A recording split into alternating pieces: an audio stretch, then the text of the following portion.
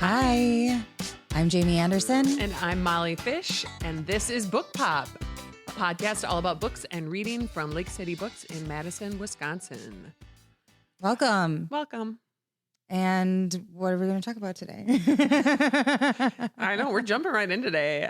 I think the topic today is going to be about some of the best bars to read at in Madison, Wisconsin, and some of our favorite happy hours. We're just going to throw that all together in like a fun, boozy, but non-boozy, because we're not actually drinking, but right. A boozy topic for sure. I'm into it. I'm very into it, actually. This is you my better jam. be into it because you are going to be leading a lot of this discussion. This is my jam. Okay, but first, what are you reading? Yeah, we gotta talk about this because we've avoided talking about it while we were setting up, just so that we could get into this. So I finished Tom Lake by Ann Patchett. Yes, most recently. And I talked about it last time when I just started it, and I was like, oh, it's so cozy and like nostalgic and like theater camp, blah, blah, blah. But then it really, once you see the writing on the wall of what's going to happen with the characters, you're like, I kind of sped through it because I was like, we're going to have some sad times now. Mm-hmm. And I could tell what was going to happen. And it was just like, it was great. I really liked the character arcs, and I liked like the little surprise encounters at the end that she's kind of like hiding and not being fully truthful about to her children. I was kind of waiting for that part to happen. right. So I really liked it.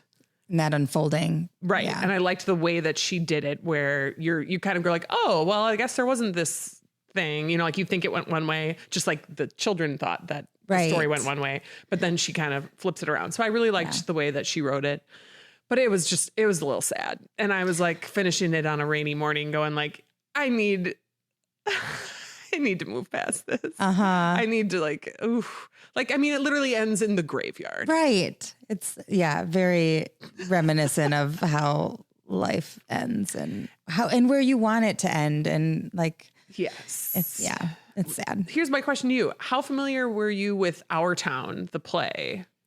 Not very Before you familiar. read No. that? So same. Like, I feel like maybe I saw it once in high school or something, and it was probably a high school production that I saw. So it wasn't like a blown away version.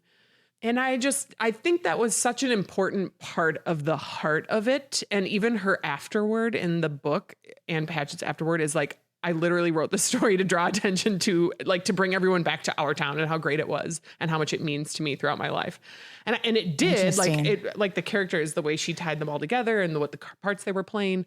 However, I was like, I feel like maybe that was an important piece that I was missing, was any kind of like relationship with that play. And maybe that's something that, when we were talking about it last time, that older generation of readers has more of, because it was a really popular community theater play for a long time.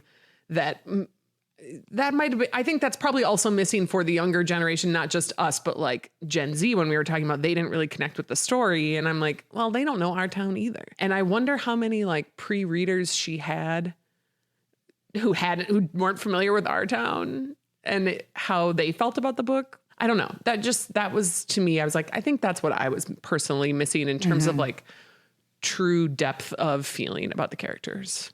Yeah.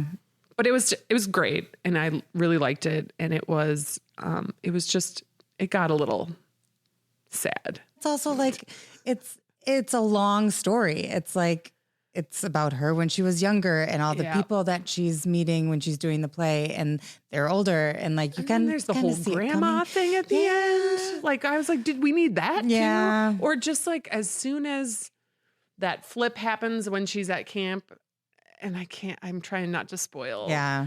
But as soon as the event happens, and I was like, my heart broke for her. I am literally also a former aspiring actress. Like, I have a tragic connection to that part too. Sure. And I was trying to like really come to terms with her whole like, oh, I'm so happy I ended up on this cherry farm thing, and I'm not like a famous actress.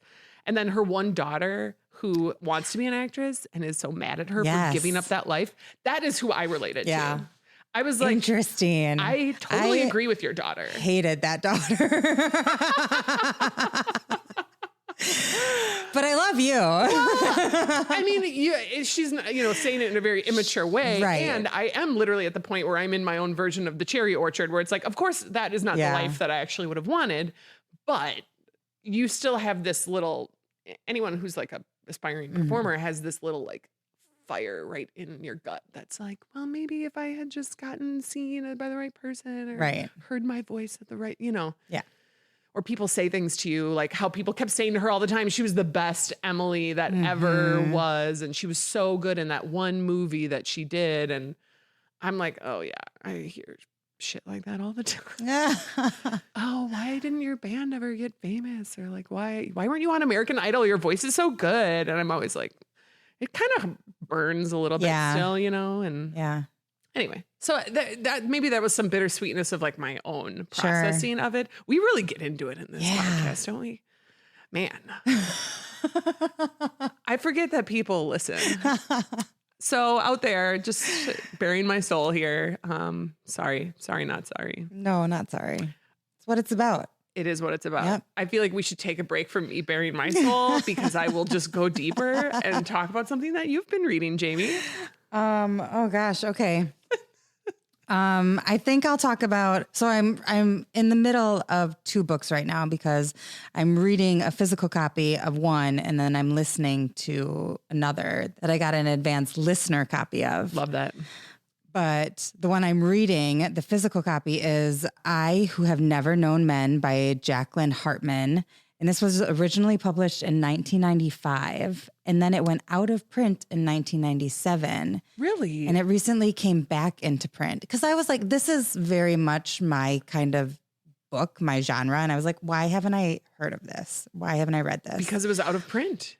Exactly. Wow. So I'm not sure when it came back into print, but sometime recently. And I was brought to my attention because somebody came into the store looking for it and I looked it up and we didn't have it. That's right.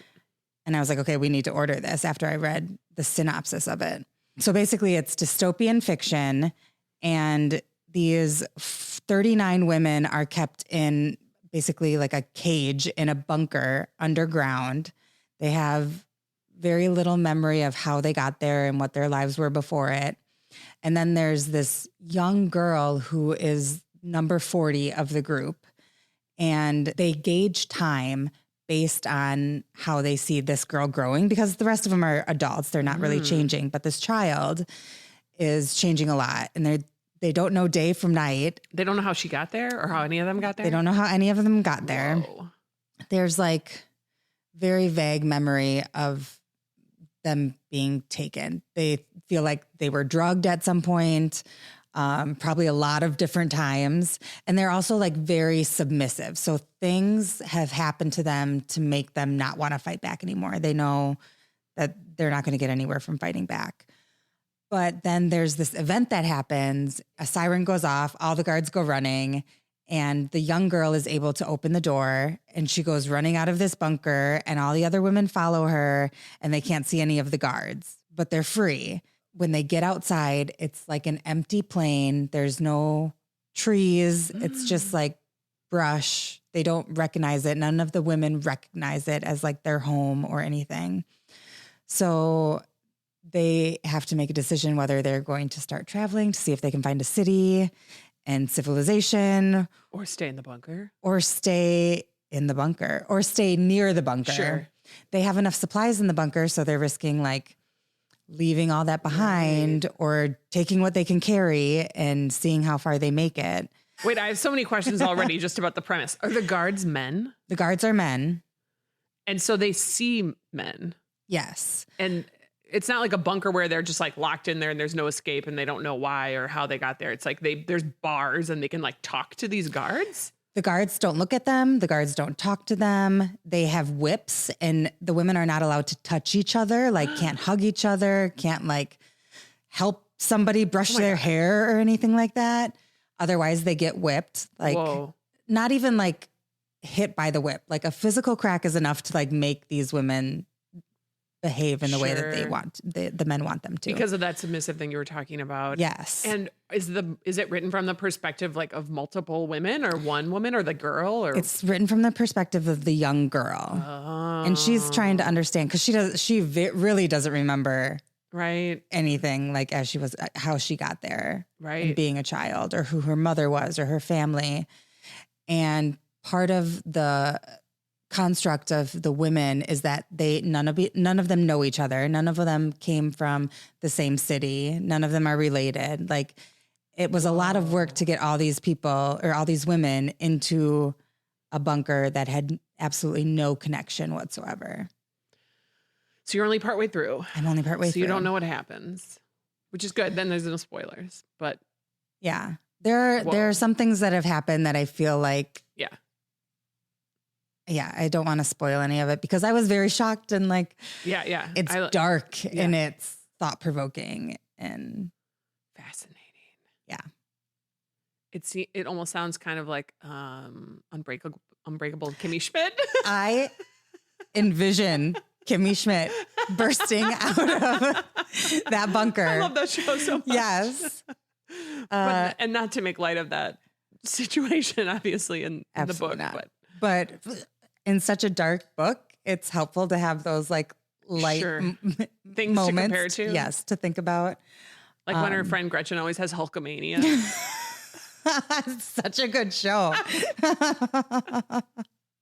She always has to talk her down. Okay, wow. Well, I really want to read that now. So once again, we're just continuing the cycle of recommending books to each other and adding to our respective TBR piles. Yep.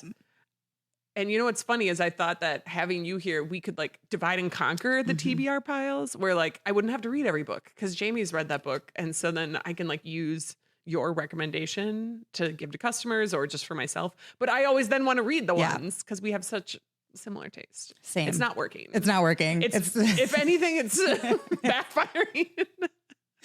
Yeah, same. And also, like, once we both read the same book, we come at it with like totally different things that we took away from it. That's and true. It makes us like think more about it. And wait, so who was your favorite character in Tom Lake, or least favorite, I guess?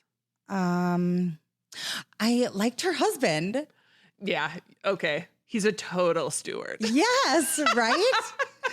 Like, just do all the work while I'm laying in the field with my daughters, telling my life story. Like, yeah. He was a really sweet character. Although I do feel like they didn't give him enough of like any characteristics other than he's super reliable and dependable and was really good at directing somehow. Yeah. In order for me to like fall in love with him the way and be convinced that she would fall in love with him. Mm-hmm. Like I wish they'd given him like a little bit more of a part. I can see that for sure.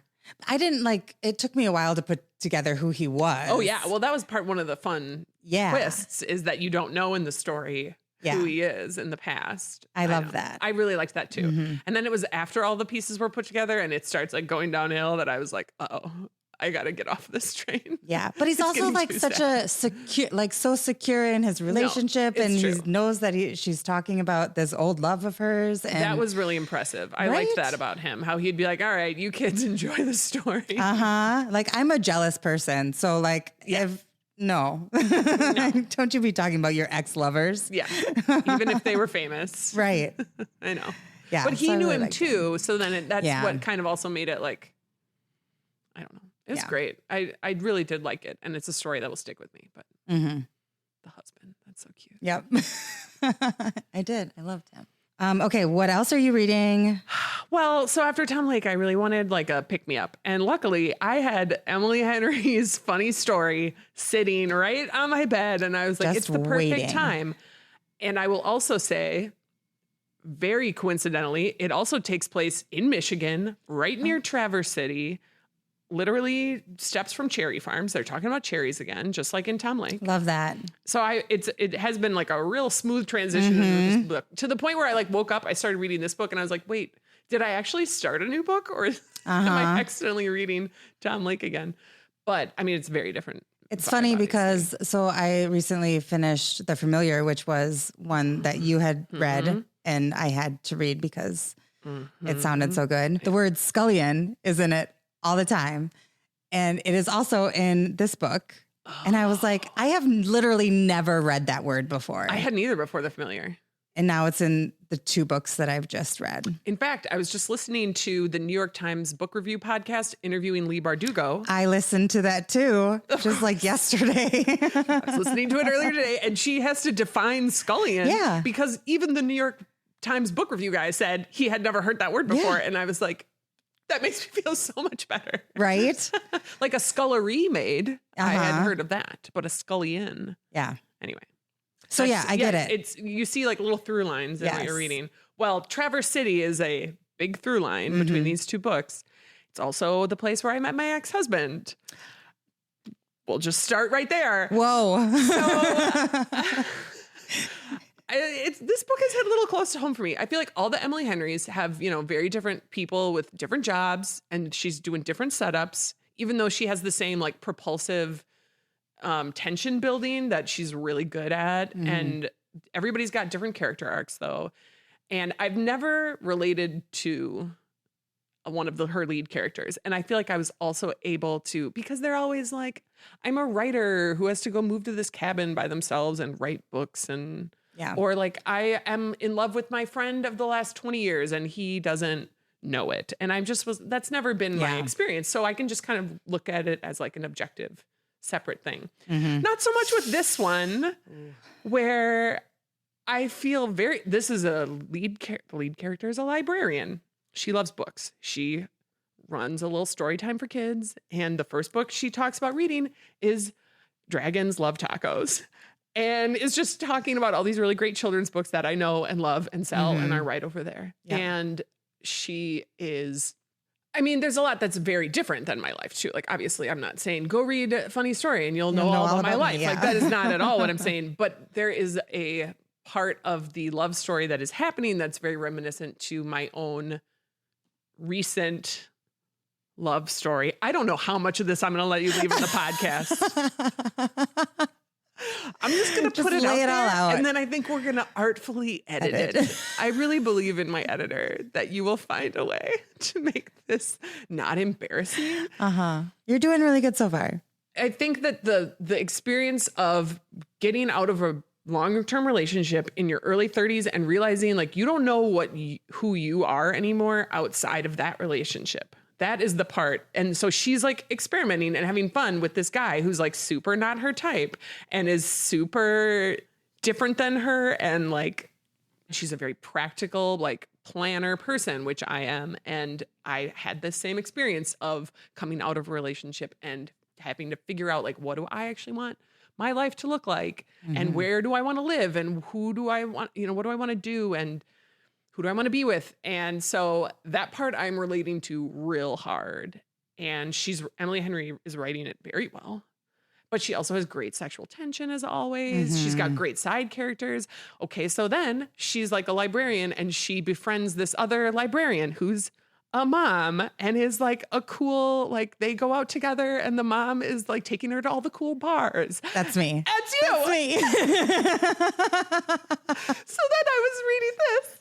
And I was like, ooh, the sassy, curvy librarian who takes her to all the cool bars and is a mom, like a hardcore mom who like loves her kids. Ding, ding, ding, ding. So there's been a lot of... I love that. A lot of life reflection happening for me. But it's been really great. And like all Emily Henry's, I love it. I'm devouring it. Yeah. I read half of it this morning. And then I had a lot of feels about having to come talk about it and how to do that without embarrassing myself or my boyfriend or my family. So, you can be the judge of if I have done that or not. But it's really great. And it takes place near Traverse City, Michigan, where I have spent time. And I love all the cherry stuff in both of these books, Tom Lake and Funny Story. And it's probably going to end up being my favorite Emily Henry. Like, I already know. I love fake dating. So it's got a fake dating trope. Like, I should actually talk about the book and not just my life. It's like, it starts with a fake dating trope in like one of the best possible ways. Again, that's something that's different from my life. I never fake dated. That's like not a real thing that happens. I'm pretty sure. I'm pretty sure rom-coms invented fake dating, but it's a great trope. Yeah. It has forced proximity because they're living together and they're doing all these, fake dating things. So there's a lot of my favorite tropes in this in particular. I don't think you embarrass yourself. Great. And what else are you reading? Oh, yeah. So I'm listening to, from my advanced listener copy, I got The Ministry of Time by Kayleen Bradley. And it takes place in like the near future in London. It's kind of like a reverse Outlander. Say no more. Right? I was Stop talking and give me the book. Reverse Outlander. Oh my God. I know. So like a guy from the old times comes. Yes. So like he's from 1847 and he was like a commander on this expedition that in reality he died on. Everybody died on it. Right.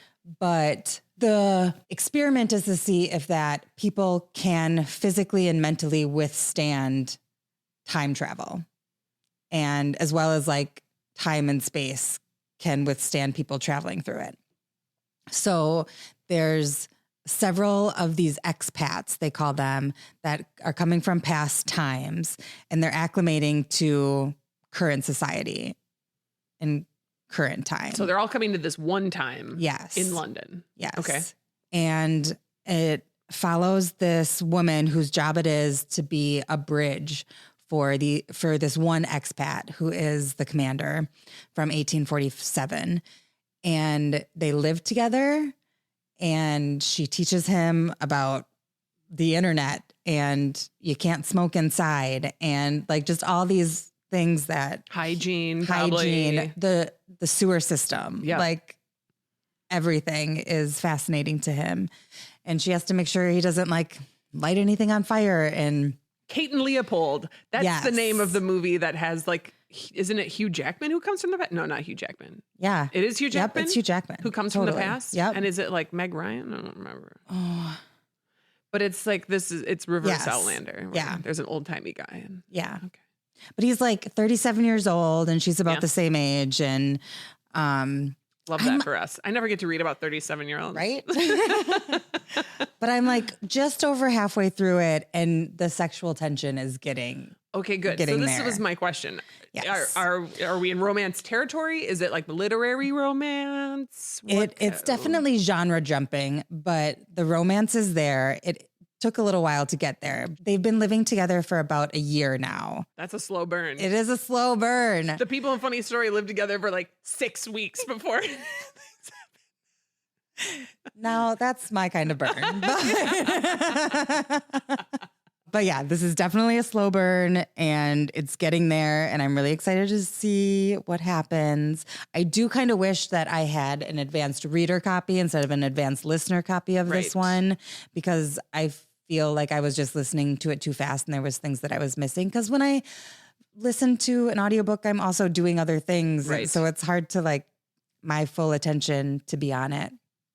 And I think this deserved a little bit more of my attention. So I might come back to it. It sounds like everything that I love. Yeah. I can't wait to read it. Mm-hmm. I'm sure I will buy a copy and then you can borrow it if you want to read it again. Deal. And the cover, oh my God. I know, the cover is very pretty.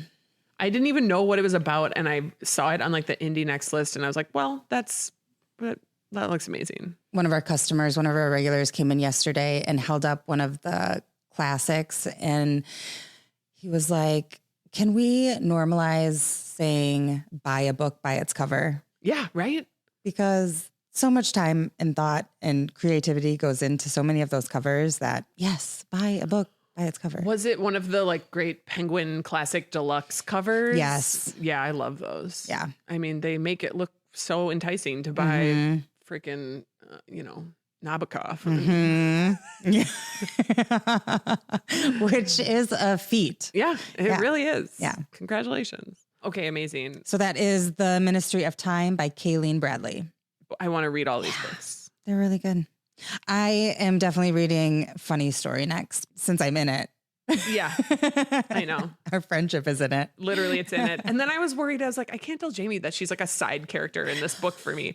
But I meant it. I mean, in like the best possible way. I will take it. Because also the woman talks about how she can't make friends and she doesn't have any of her own friends, and that she's like never made an adult friendship. And then she starts making this friendship. And so then I was like, oh, it's like me and Jamie. Yes, who can't make friends. Well, I just mean it is really hard to make friends as an adult, and feel like it's been really easy for us. Yes. And I feel like that's great. I'm happy for us. Yes. And I'm happy for them. Yes. I feel very lucky. Mm-hmm. Yeah. Same. Hi, this is Angela Russell, host of the Black Oxygen podcast.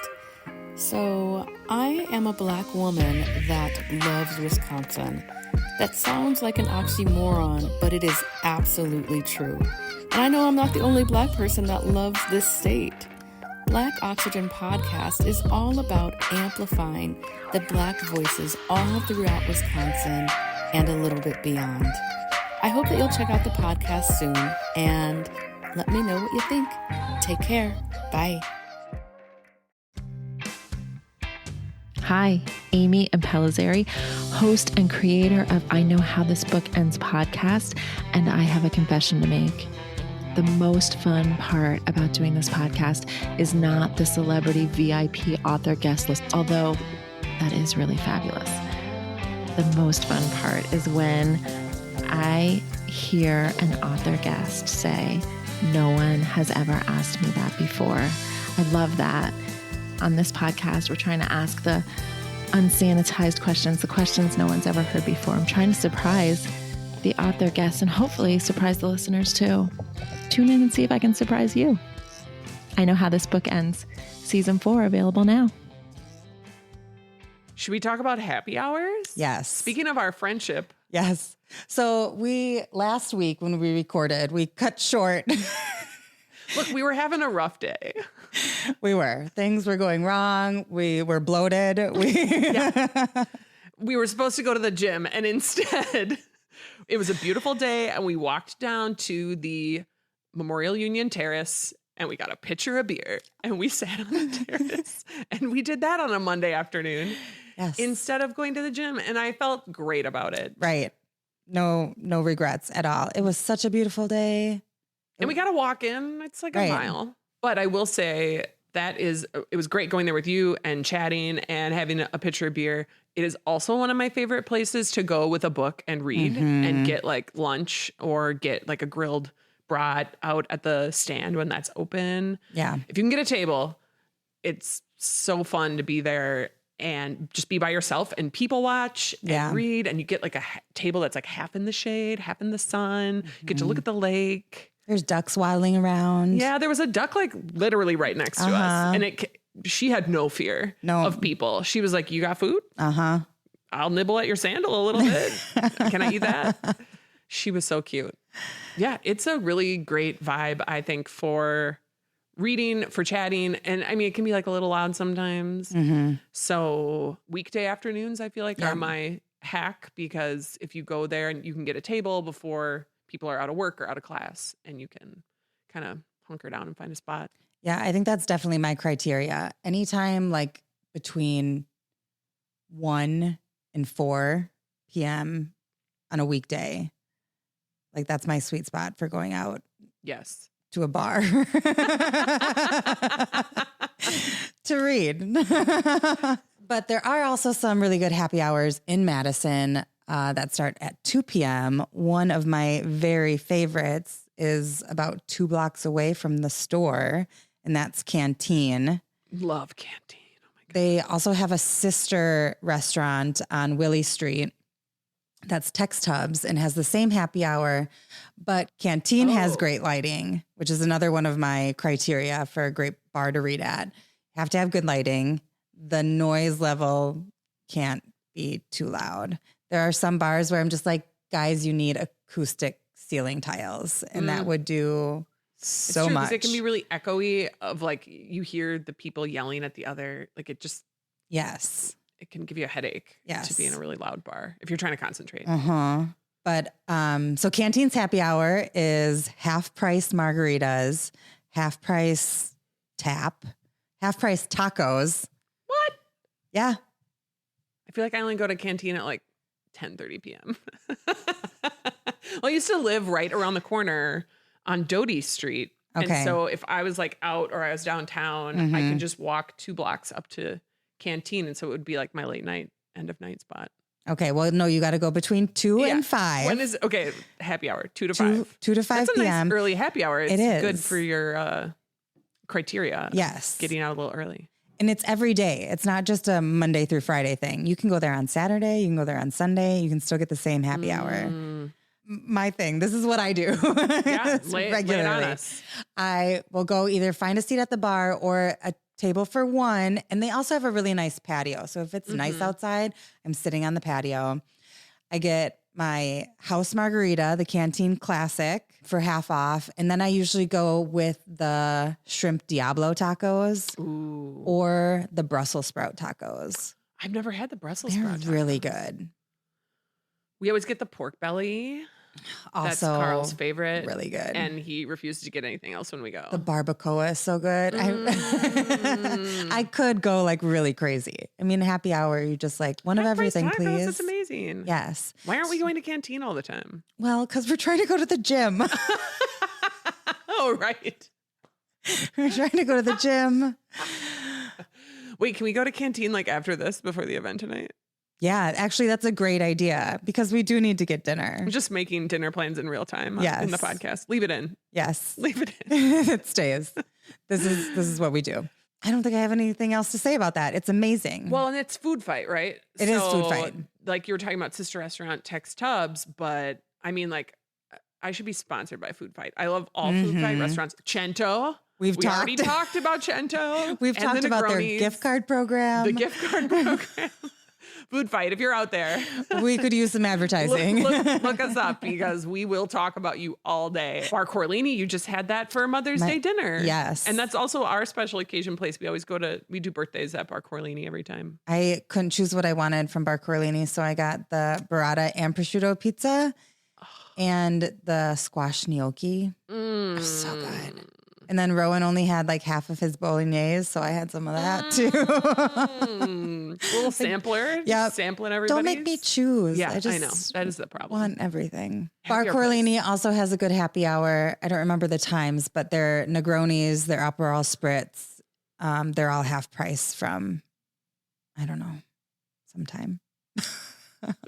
I mean, if they send us a sponsorship deal, we We'll will learn the times and then we will say it every week. Yes. Outside of Food Fight, they're just like such reliably great restaurants and with great deals and great ambiance. I feel like always the lighting is good. I love a patio personally. Absolutely. I mean, we're in Wisconsin. We want to maximize our outdoor time when it is the fall or the summer. And if it's nice out, we want to be sitting outside, right? Yes. So I'm trying to think of some of my favorite patio reading spots. It's tougher downtown because the patios are more like food focused. Right.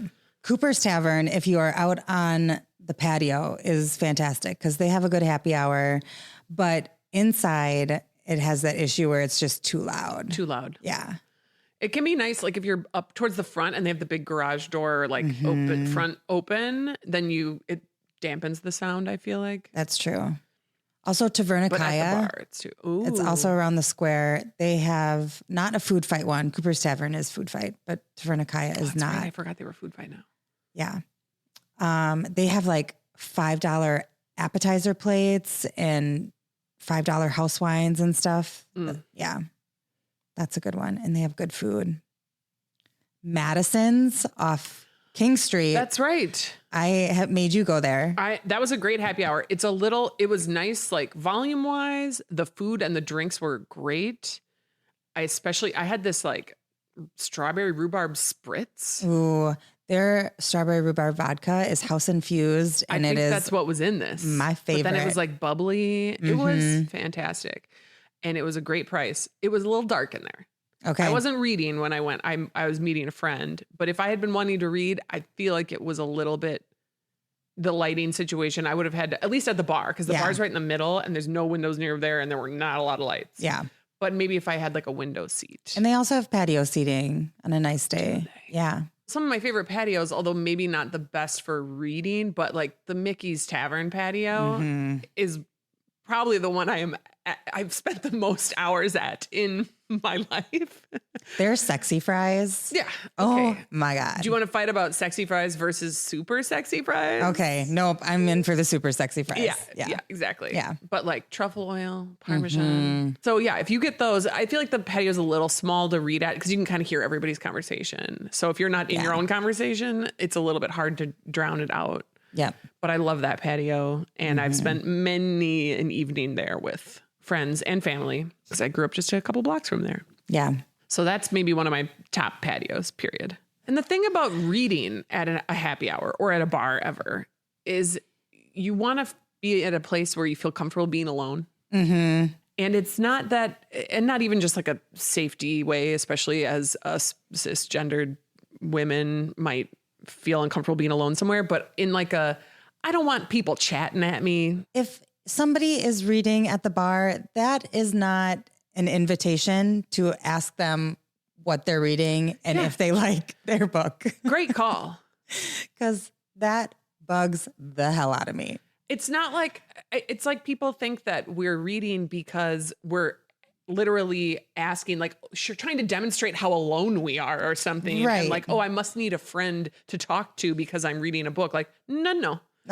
This book is my friend and I like it way better than I like you. Yes. Like whoever you are, stranger, usually a man, let's be real. Strange man. Always been a man. It's always a man. And they always think that you just have been waiting to talk to them instead of reading your book and that this will solve all of your problems. But they are very wrong. I really did want to read my book. And I might have come here for that express purpose. I will say I will often have a book with me in my purse at any given time. And so if I'm waiting for someone, or like, I feel like we have both done this where we go early on purpose, because then you get half an hour and a cocktail or a glass of wine in before the person's there. You're doing it on purpose. Yes. This is me time. Yes.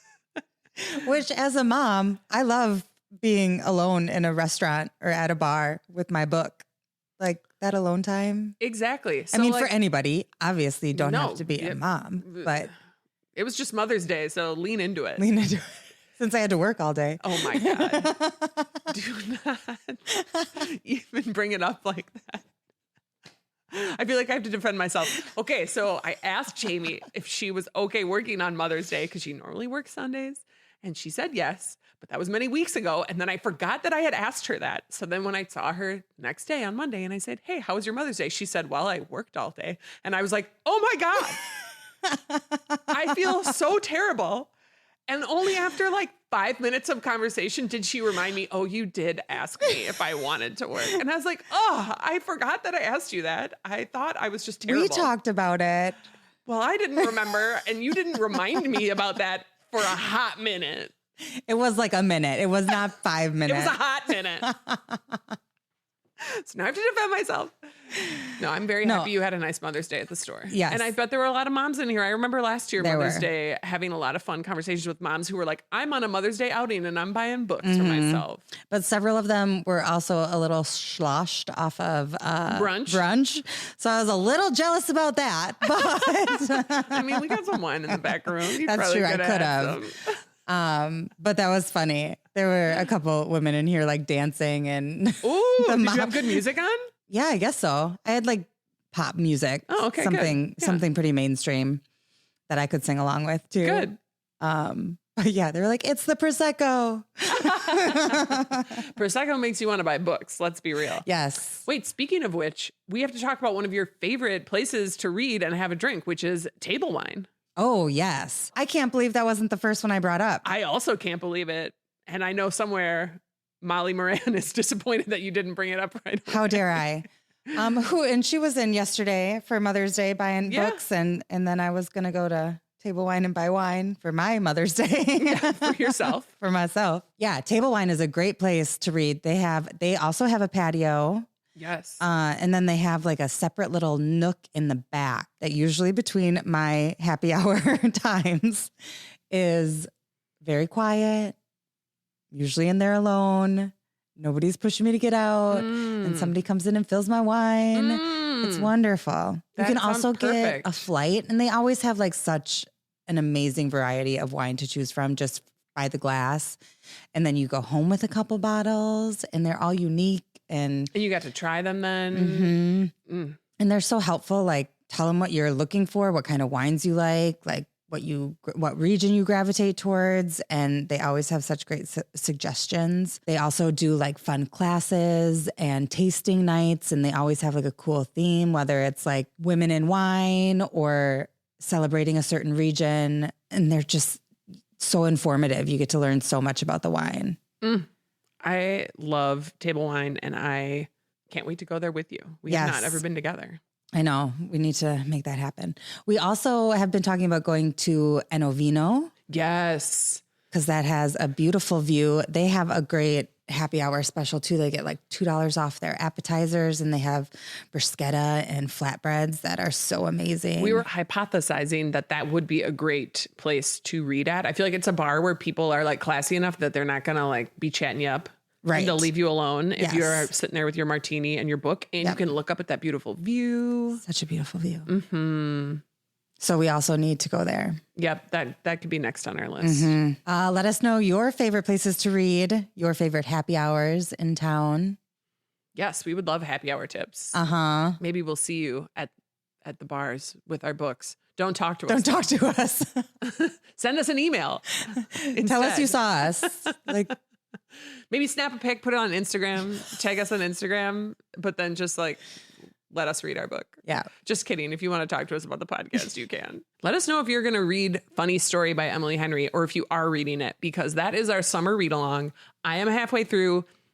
I may finish it tonight. I'm going to try really hard not to, but I feel like I always read Emily Henry within a day. So fast. And I'll just reread it later, like close to the podcast. It's fine. I'll just reread it. I love it.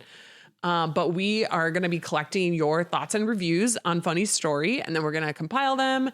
Definitely let us know. Yeah. Our email address is bookpoppodcast@gmail.com. You can also tag us on Instagram and stuff, maybe with your picture of Funny Story, and you can put your review right there. You can DM us on Instagram. Yeah. That's another way to get in touch. Bookpop.podcast, right? Isn't that our handle? That's our handle. Great. Well, see you at the bar. Happy reading. Bye. Bye. You can find all these titles and more at lakecitybooks.com/bookpop. You can listen to Book Pop on Apple Podcasts, Spotify, and at Speak.Studio/bookpop. Don't forget to subscribe, like, and review. For a behind-the-scenes look, find us on YouTube at Book Pop the Podcast. Comment on today's episode by sending us an email at bookpoppodcast@gmail.com or find us on Instagram at bookpop the podcast.